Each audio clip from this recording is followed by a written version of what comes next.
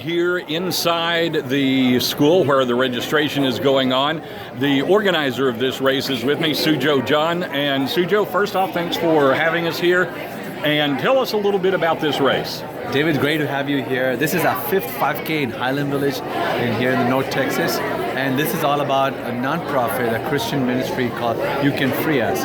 This fights human trafficking in Asia and in Europe, primarily in India and Poland, where we go in the red light district, we pull girls out of it and we rehabilitate them in our safe houses and help them re-enter society. So we operate safe houses. We also have a curriculum to educate boys and girls on the horrors of human trafficking.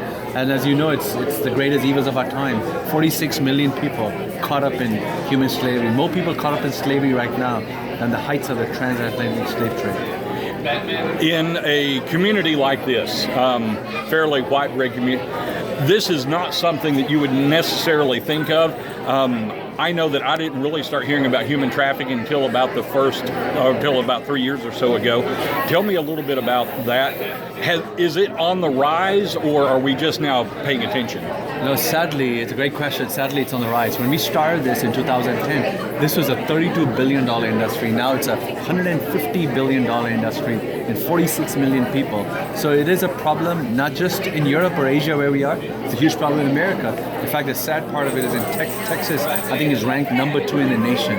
So human trafficking is a big problem, even in our great state of Texas. One thing real quick, can you give us 3 or 4 tips that people can do to keep themselves and their daughters and sons safe? Yes, that's a great question. The most things you do as parents, if your kids have cell phones and internet, be careful of that. My rules in my home, I have 3 kids. We tell them that screens are for open spaces, so my children cannot take their cell phones and iPads to their rooms. And social media, if your kids are on Instagram, Snapchat, Facebook, I'm going to encourage you, be on those platforms just to see what's going on with your kids. Those are just boundaries that you can put in your place. And be careful about where they hang out, especially malls and other places. And as parents, we have a responsibility primarily to put boundaries in place so that our kids are safe. And it's not something to be too alarmed about, but if you put the right boundaries in place and protect your kids, I think that will go a long way. And make them aware of it, to give them guidelines on how to have communication with adults. And not that they need to be scared of every adult they meet, but kinds of communication. So if parents have a good open communication back and forth with their children, I think it goes a long way. And also schools and other communities and faith-based organizations and youth groups and churches need to bring up this topic of human trafficking.